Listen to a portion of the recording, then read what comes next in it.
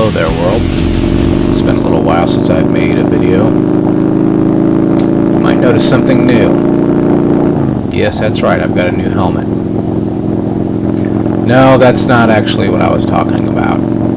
If you look closely, you'll see that this is not an XT250 that I'm riding. This is a completely different bike. Yes, just recently I picked myself up a 2002 Harley Davidson Dyna Wide Glide, and that's what I'm riding in this video. Something I've always wanted. I've always wanted a Harley of some type. I got a pretty good deal on one here locally, and I just couldn't resist, so I went ahead and picked it up. There's a picture of it. It's got a little bit of a chopper look to it, and I'll be talking about how that feels to me after riding an XT for a while. So yeah, this video is about the fourth ride I've taken on this bike,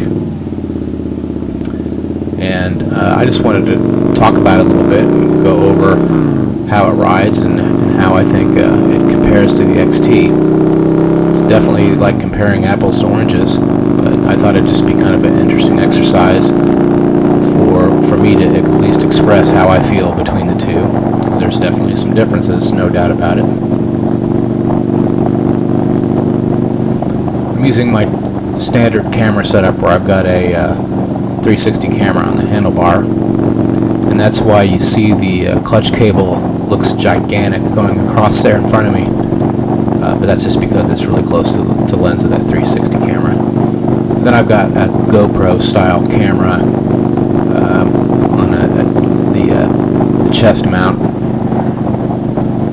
Unfortunately, this time I forgot to turn on the stabilization on my chest mount camera, so the video is very shaky, and I wasn't able to stabilize it with other software very effectively, so I just left it kind of the way it was.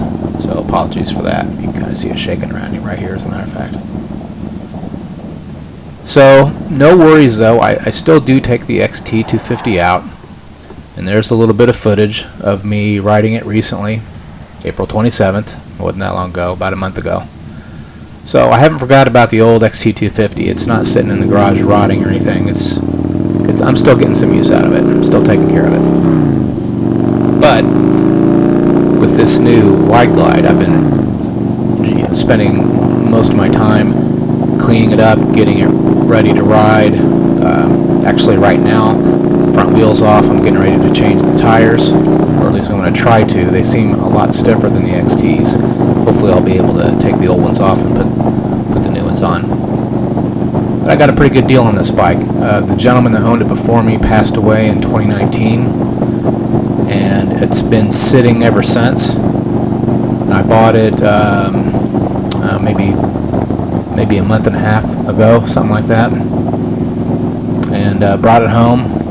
I drained out the old gas, put fresh gas in, drained out the old oil and put fresh oil and filter on, and I didn't even get the carb off. It's a carbureted model. I didn't get the carburetor off. I just went ahead and tried to fire it up, and it started right up. So basically it was kind of the way the guy left it. I'm really surprised I didn't have to clean the carb, so the carb must have been empty of fuel for it to have started with no issues like that after sitting that many years. But yeah, that's one reason I'm getting new tires, because the tread looks good. There's no cracks on them or anything like that, but they're old tires. The date code puts them at 2012, which is 13 years ago. So they say you're supposed to change your tires every 6 years. Anyway,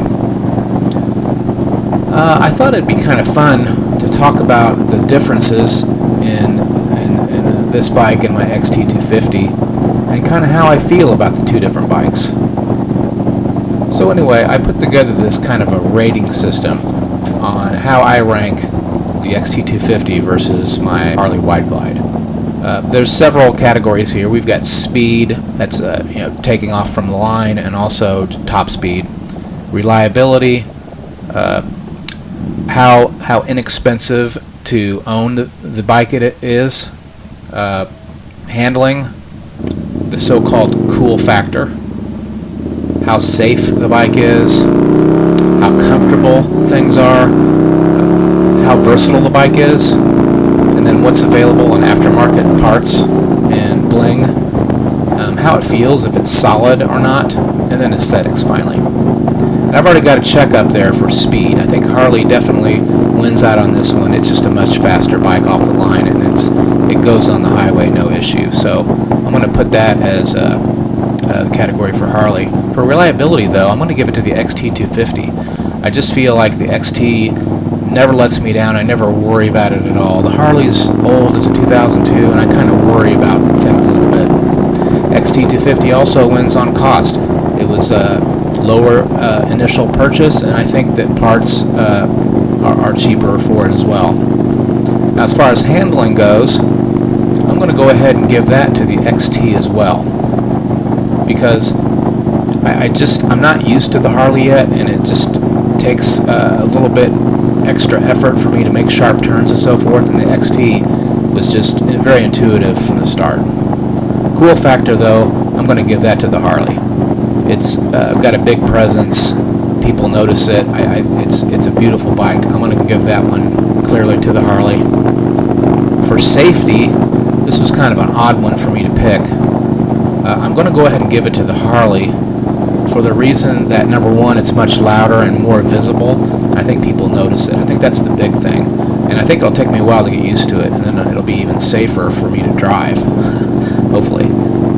Comfort is an interesting one, because you would think immediately it'd be the Harley, but I'm going to give it to the XT, and I'll tell you why. It's because the Harley, the Wide Glide, has forward controls. I'm kind of a short guy, and it's hard for me to reach the back brake and the shifter, and it makes it a little bit uncomfortable. So maybe I'll get used to it. Well, I hope I do anyway. For versatility, it goes to the XT. Obviously, because you can take that thing off-road, you can take it anywhere, through the grass, up the mountain, wherever, and the Harley is pretty much confined to the street. Aftermarket, I'm going to go with Harley on this. There's just an unlimited amount of chrome and extra parts and pieces and things you can get anywhere for the Harley. As far as feeling solid, I'm going to give that one to the XT. Well, it's newer for one thing, but there's nothing loose on that XT250. It's totally solid, totally tight. And the Harley, it's got a little bit of shimmy and shake here and there. Maybe it's its age, maybe it's the nature of the bike. Who knows? But Harley does, the Wide Glide does win in the aesthetics category. I think it's just absolutely beautiful with all the chrome. I like the lines on it. I like the look of it. It kind of looks like an old school chopper. I love it. So the XT does win 6-5, at least on this very unscientific analysis that I put together here. Again, your mileage may vary. This is something I put together based on how I perceive these two bikes at this moment. Now, over time, we'll see how things go, but for right now, the official winner is the XT250. However, give me a few months with the Harley, and I think the Harley is going to be the overall winner once I'm used to it, used to those forward controls, used to how it takes turns, etc., etc. At least I sure hope so. That's what I'm counting on. Yeah, I mean, I've always wanted a Harley. It's been a dream of mine for years. I finally got the opportunity where I had some coin and I could put it down on this bike, and I'm glad I got it. It's going to be a neat adventure. And hey, tell me what you think in the comments. I know there's going to be some disagreements on some of those scores I put out there, but yeah, again, these are just my perceptions at the moment. Anyway, no matter what you ride, be safe out there, and let's have a great summer together. See you soon.